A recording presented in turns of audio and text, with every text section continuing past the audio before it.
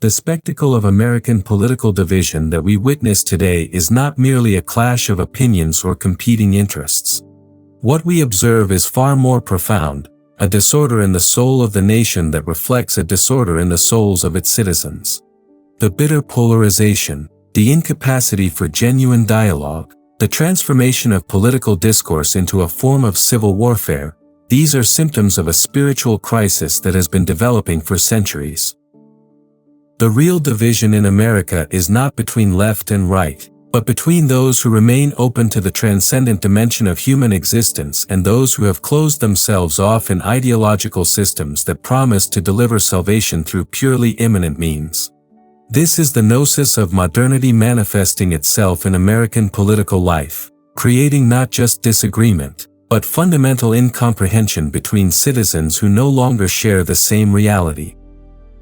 When I observe the American political landscape, I see the same spiritual pathology that I witnessed in Europe before my exile, the transformation of political movements into substitute religions, the investment of temporal arrangements with ultimate significance, the promise of final solutions to problems that belong to the permanent structure of human existence. The rhetoric may be different, the specific content may vary, but the underlying gnostic structure remains constant, the belief that perfect order can be achieved in historical time through human knowledge and effort. Understanding this gnostic foundation is the key to comprehending why American division has become so absolute and seemingly irreconcilable. Chapter 1: The Spiritual Foundation of Political Order.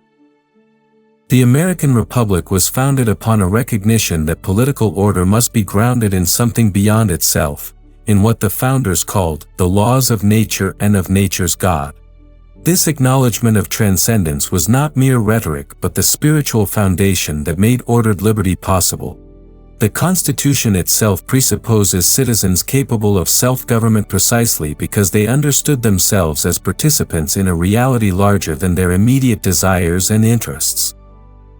The founders, educated in classical political philosophy and biblical wisdom, understood that human beings are neither angels nor beasts, but creatures capable of both nobility and degradation. They designed institutions that could channel human ambition toward constructive ends while checking the inevitable tendency toward corruption. Their system worked not because it assumed human perfection, but because it assumed human imperfection and provided mechanisms for managing the consequences. Madison's famous observation that if men were angels, no government would be necessary, but if men were devils, no government would be possible, reflects this classical understanding. The founders recognized what Aristotle had taught, that man is a political animal who achieves his highest potential in community, but that all political arrangements remain imperfect and subject to corruption. They understood what the biblical tradition affirmed, that human dignity derives from being created in the image of God, but that human pride ensures that no earthly kingdom will fully embody divine justice. Yet what we witness today is the systematic erosion of this transcendent foundation. Politics has become not a means of ordering society toward justice and the common good, but a vehicle for competing salvific visions. Each side promises to deliver what only the divine can provide: perfect justice, final resolution of human conflicts, the end of suffering and inequality.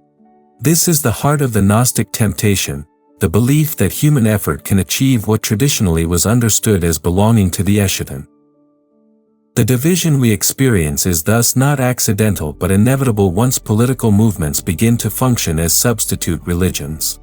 When politics becomes theology, when ideological systems promise to immanentize the eschaton, compromise becomes not just difficult but spiritually impossible.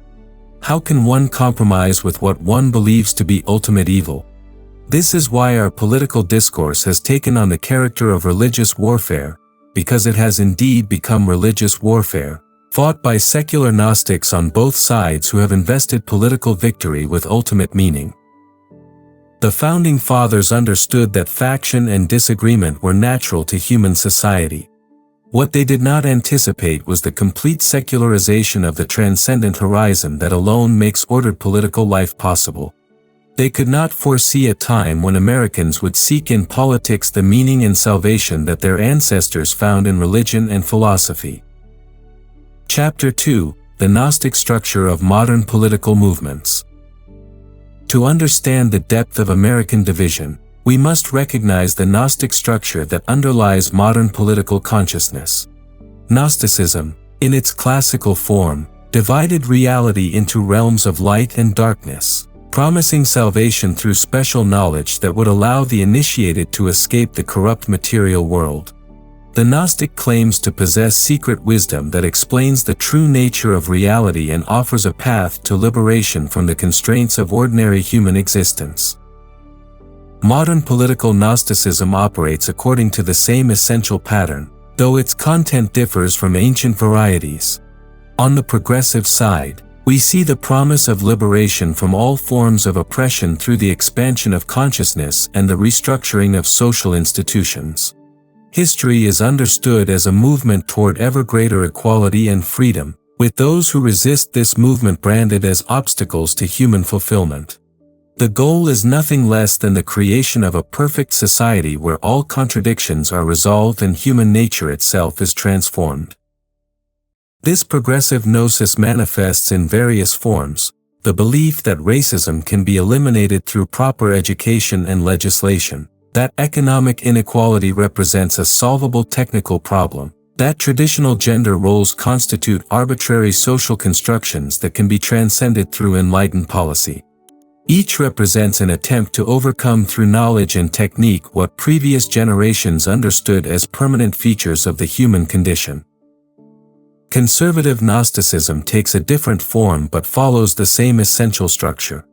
It promises salvation through return to an idealized past, whether through constitutional originalism, traditional values, or economic libertarianism. Those who embrace modernity are seen as corrupted or deceived, while the elect preserve authentic wisdom against the forces of decay. The goal is restoration of a golden age when order prevailed and truth was universally acknowledged.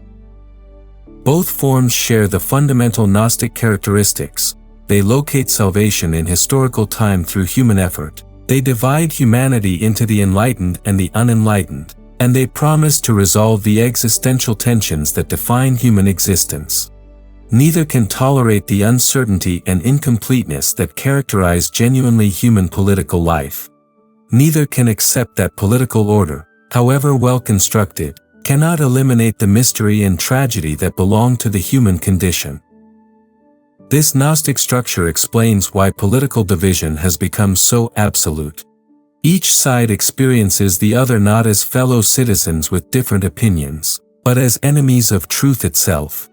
Dialogue becomes impossible because what appears to be disagreement about policy is actually disagreement about the nature of reality. When political positions become markers of spiritual election, compromise appears not just unwise but sinful.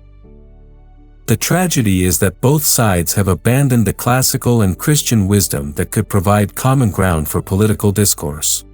Instead of seeking justice within the bounds of human possibility, both seek final solutions to problems that admit only a provisional amelioration. Chapter 3: The Death of the Common Symbol. Political order requires what I have called a common symbol, a shared understanding of reality that allows citizens to participate together in the same political community despite their differences. This common symbol provides the spiritual foundation that makes disagreement possible without destroying the bonds of citizenship. America's common symbol was once found in the constitutional tradition, rooted in both classical political philosophy and biblical revelation, which recognized both human dignity and human limitation. This common symbol embodied what Lincoln called the mystic cords of memory that bound Americans together despite their differences. It included reverence for the founding documents, respect for the rule of law, acknowledgement of divine providence in human affairs, and recognition that American liberty was both a gift and a responsibility. Citizens could disagree about policy while sharing fundamental assumptions about human nature and political order. This common symbol has been systematically destroyed over the past century. The university, which should serve as the guardian of the great tradition of human wisdom, has instead become the primary agent of its dissolution. Positivist social science reduces political order to power relations, eliminating the possibility of genuine moral and spiritual discourse. Relativistic philosophy denies the possibility of truth about human nature and the good life, making shared standards of judgment impossible. Critical theory teaches students to see their own civilization as nothing but a system of oppression, destroying the possibility of gratitude for inherited goods. The result is not freedom but spiritual chaos. Citizens no longer share a common language for discussing ultimate questions. What some call justice, others call tyranny. What some call progress, others call decadence. What some call liberation, others call destruction. Without a shared understanding of what human beings are and what they are called to become, political discourse becomes impossible except as a form of warfare. Take a moment to consider your own experience of political conversation. How often do you find yourself talking past those who disagree with you? How often do arguments about specific policies immediately escalate into arguments about fundamental values and ultimate reality? How often do you experience the frustration of trying to explain what seems obvious to you to someone who appears to live in a completely different world? This is the experience of living in a society that has lost its common symbol. We are speaking different languages even when using the same words. The destruction of the common symbol has created what I call islands of meaning that cannot communicate with one another. Each political tribe develops its own vocabulary, its own sources of authority, its own interpretation of history and current events. Members of different tribes increasingly live in separate information ecosystems, consuming different media, attending different institutions, and socializing with different people. The result is not pluralism but fragmentation, the breakdown of a single political community into competing communities that share nothing but geographical space. The recovery of political order requires more than new policies or different politicians. It requires the recovery of a shared understanding of what it means to be human, which in turn requires openness to the transcendent dimension of existence that modern consciousness systematically excludes. Chapter 4: The Historical Development of Ideological Consciousness. The spiritual crisis we observe in American politics did not emerge overnight but represents the culmination of a historical process that began with the breakdown of medieval Christendom. The great ordering symbols of classical and Christian civilization, the cosmos of the Greeks, the Civitas Dei of Augustine, the natural law tradition of Aquinas, gradually lost their compelling power, leaving Western man in search of new sources of meaning and order. The Enlightenment promised to provide this meaning through reason alone, but reason cut off from its transcendent source proved incapable of ordering human existence toward its proper end. The philosophes believed they could construct a rational society based on universal principles discoverable through human investigation. But reason without revelation, philosophy without theology, politics without acknowledgement of the divine, inevitably produces not order but intellectual and spiritual chaos. The French Revolution revealed the murderous potential of political movements that sought to create paradise on earth through revolutionary transformation. The attempt to remake society according to rational principles led not to universal brotherhood but to the terror. The goddess Reason proved to be a false deity whose worship demanded human sacrifice on an unprecedented scale. Yet the lesson was not learned.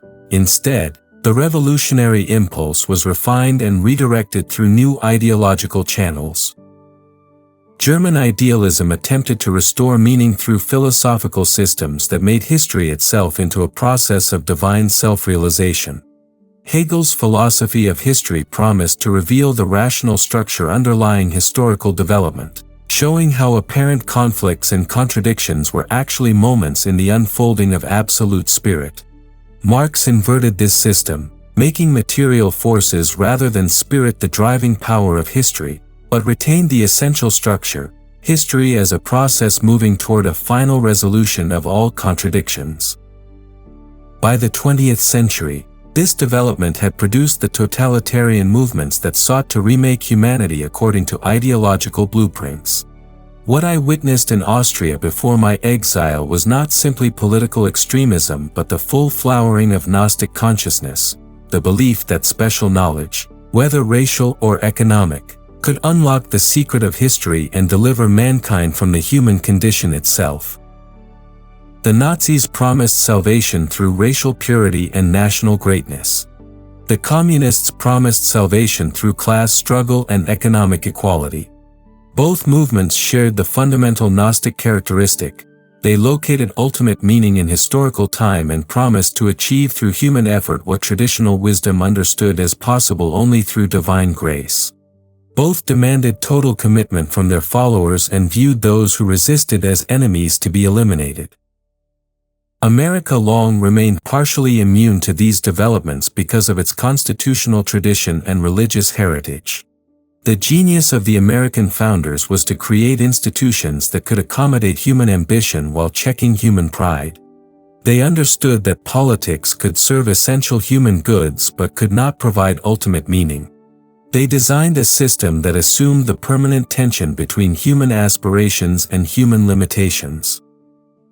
But the same spiritual forces that produced European totalitarianism have been at work in American culture, taking different forms but following the same essential pattern. The civil rights movement, however necessary and just in its original aims, was gradually transformed into an ideology of perpetual revolution that sees oppression everywhere and demands total transformation of society. Conservative reaction, however understandable, often takes the form of its own ideological hardening that promises restoration of a golden age through political action. Chapter 5: The Personal Experience of Spiritual Division. The political division we observe in society exists first in the souls of individual Americans. Each of us experiences the tension between the desire for meaning and the flattening effects of modern consciousness. We hunger for transcendence while being taught that nothing exists beyond the material world. We long for community while being told that all bonds except those we choose are oppressive. We seek truth while being assured that all truth claims are merely expressions of power or preference. This spiritual division within the individual's soul inevitably manifests itself in political form. Those who cannot bear the uncertainty of genuine human existence will seek refuge in ideological systems that promise certainty and final solutions. Those who experience the emptiness of secular life will invest political movements with quasi-religious significance. Those who feel alienated from their own tradition will either embrace it uncritically or reject it wholesale. Consider your own relationship to American tradition.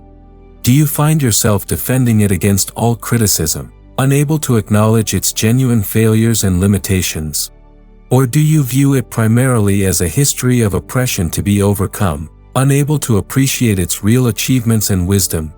Either response indicates the loss of the balanced consciousness that can appreciate both the achievements and the failures of any human institution.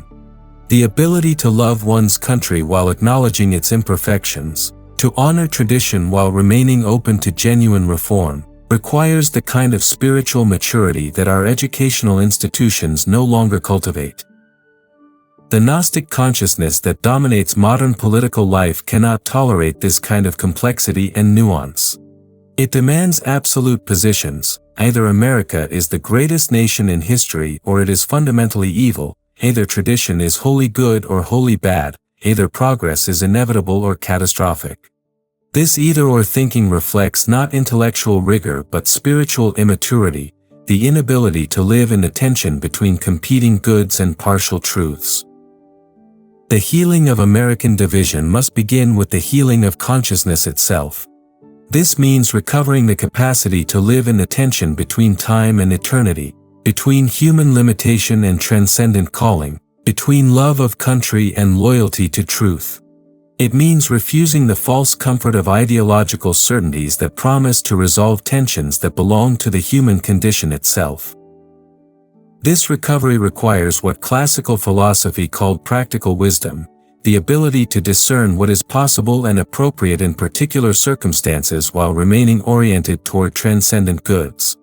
It requires what biblical wisdom called fear of the Lord, the recognition that ultimate reality exceeds human comprehension and control. It requires what I call philosophical anthropology, genuine knowledge of human nature that acknowledges both human dignity and human frailty. The cultivation of such consciousness is not a private matter but has profound public implications.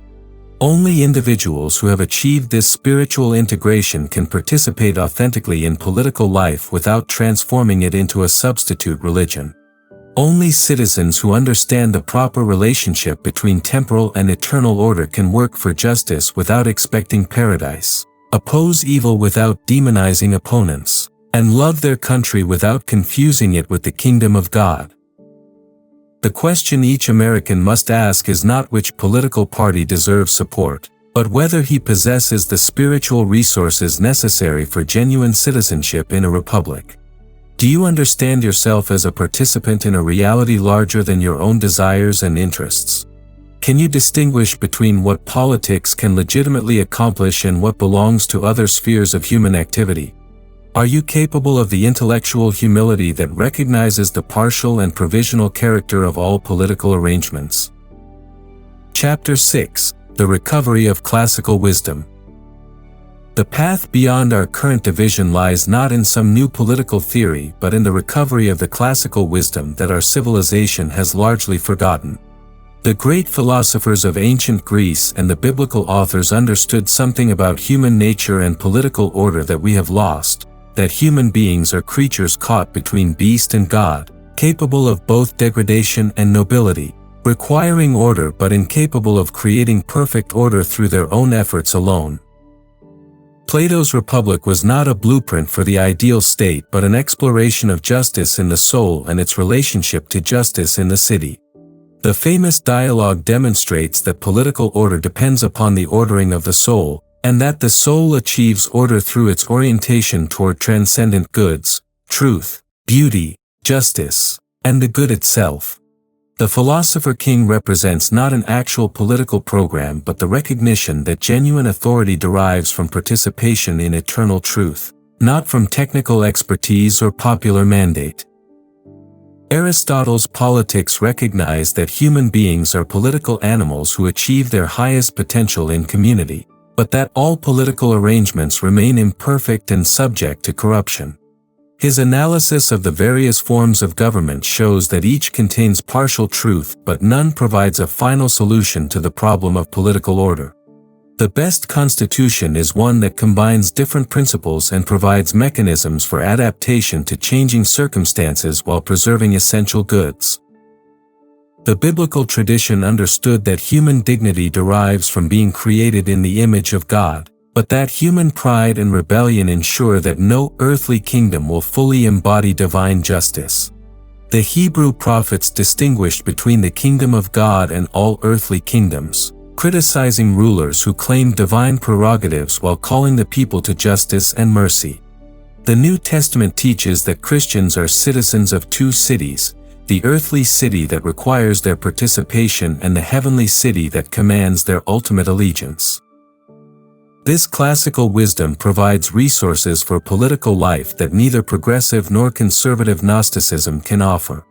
It allows us to work for improvement without expecting perfection, to love our country without idolizing it, to seek justice without claiming to possess final truth about its content. It recognizes that political order serves essential human goods, security, prosperity, education, culture, but cannot provide ultimate meaning or satisfaction. The founders of the American Republic, educated in this classical tradition, created institutions designed to harness human ambition while checking human vice. They expected conflict and disagreement but provided mechanisms for resolving disputes without destroying the constitutional framework itself. Their system presupposed not perfect citizens but citizens capable of enough self-restraint and practical wisdom to make republican government possible. Recovery of this tradition does not mean romantic nostalgia for a golden age that never existed, but philosophical anamnesis, the remembering of experiences and insights that remain permanently valid despite the passage of time. It means studying the great texts not as historical curiosities but as sources of living wisdom. It means cultivating the intellectual virtues that enable genuine inquiry rather than ideological confirmation. It means practicing the spiritual disciplines that open consciousness to transcendent reality.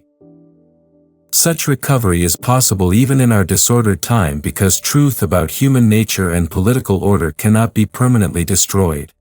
The experiences that gave rise to classical wisdom, the wonder that initiates philosophy, the sense of justice that demands political order, the encounter with beauty that opens the soul to transcendence, remain accessible to anyone willing to cultivate them. Chapter 7: The Path Forward, Islands of Order in a Disordered Time. The healing of American division cannot be achieved through politics alone but requires what I have called the creation of islands of order in a disordered time. These are communities, institutions, and individual lives where the classical understanding of human nature and political order is preserved and practiced. They serve as reminders that authentic order remains possible even when the broader society has lost its way. Such islands might include educational institutions committed to genuine liberal learning rather than ideological indoctrination, schools and universities that transmit the great tradition of human wisdom while encouraging genuine inquiry and intellectual virtue. They might include religious communities that maintain both intellectual rigor and spiritual depth, refusing the false choice between fundamentalist anti-intellectualism and secular rationalism that empties faith of transcendent content. They might include civic organizations that bring together citizens of different backgrounds in service of common goods, demonstrating that cooperation remains possible across lines of difference when people are oriented toward shared purposes larger than their private interests. They might include businesses and professional associations that understand their work as vocations that serve human flourishing rather than merely as means of accumulating wealth or power. Most fundamentally, they include families that transmit wisdom traditions while remaining open to genuine insight from any source, that cultivate in their children both love of their inheritance and critical intelligence that can distinguish authentic tradition from mere convention. The family is the primary school of human formation, and no political order can long survive the breakdown of family life. The goal of such islands is not to withdraw from political life but to participate in it from a position of spiritual strength rather than Gnostic delusion. Citizens rooted in the classical tradition can work for justice without expecting paradise, oppose evil without demonizing opponents, and love their country without confusing it with the kingdom of God. They can engage in political discourse without making political victory the measure of their ultimate worth or the test of their fundamental beliefs. This requires patient work over generations.